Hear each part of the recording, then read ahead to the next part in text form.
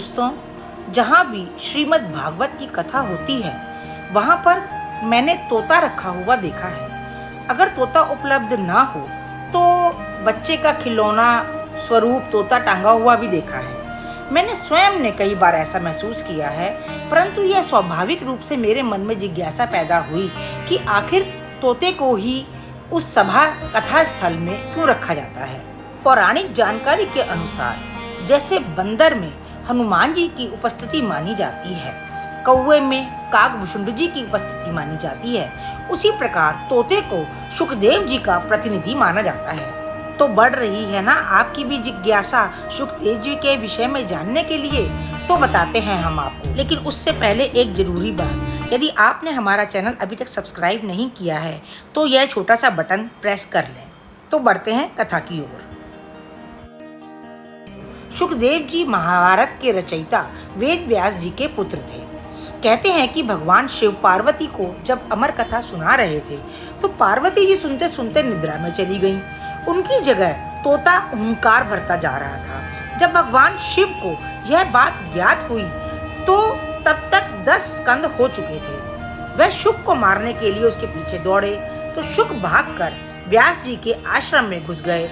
वहां उनकी पत्नी जो उबासी ले रही थी उसके मुंह से उनके गर्भ में बैठ गए। शिव जी तो पुनः लौट आए, क्योंकि एक स्त्री, वह भी गर्भधारिणी, उसका वध कैसे कर सकते थे।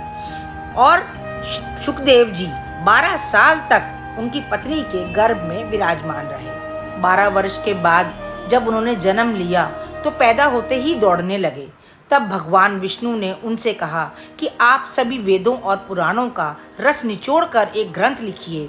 तब शुकदेव जी ने श्रीमद् भागवत गीता लिखी और इसे पहली बार उन्होंने राजा परीक्षित को सुनाया, क्योंकि किसी श्राप के कारण राजा परीक्षित के पास केवल 7 दिन का समय ही शेष था। भगवान शुकदेव जी ने वह पूरी कथा 7 दिन में उन्हें सुना करके परम धाम मोक्ष को प्राप्त कराया। इसलिए आज भी जब मद भागवत कथा होती है तो वह 1 सप्ताह चलती है। तो अब तो आप जान ही गए होंगे दोस्तों कि कोई भी भागवत कथा बिना शुकदेव जी को निमंत्रण दिए बिना पूरी नहीं मानी जाती है। शुकदेव जी का अर्थ संस्कृत में तोता ही होता है।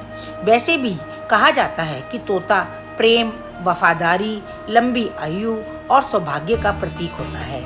जिस भी घर में बीमारी, निराशा, दरिद्रता और सुखों की कमी होती है वहाँ पर तोते की तस्वीर या प्रतिमा या तोते का पालना शुभ माना जाता है। दरअसल केवल तोतों में ही यह क्षमता होती है कि वह जो सुनते हैं उसे आसानी से याद कर लेते हैं। एक केवल तोता ही पक्षियों में ऐसा है जो मनुष्य की बोली बोलकर उसे सुनकर दोहरा सकता है। ऐसे में आपने कई बार अपने घर में पाले हुए तोतों से राम राम कई बार सुना होगा, जो मन को अनायास ही लुभा देता है। इसके अतिरिक्त दोस्तों तोता कामदेव का वाहन है। इसका संबंध धन के देवता कुबेर से भी माना जाता है, इसलिए तोते को बहुत शुभकारी माना गया है। असल में दोस्तों श्रीमद् भागवत महापुराण श्री नारद जी की प्रेरणा से महर्षि वेदव्यास जी के द्वारा रचित ग्रंथ है, जिसमें 18,000 श्लोक तथा 12 स्कंद हैं, जो कि श्री कृष्ण की महिमा का वर्णन करता है। इसके अतिरिक्त श्रीमद् भागवत कथा सुनना और सुनाना दोनों ही मुक्तिदायिनी है तथा आत्मा को मुक्ति का मार्ग दिखाता है।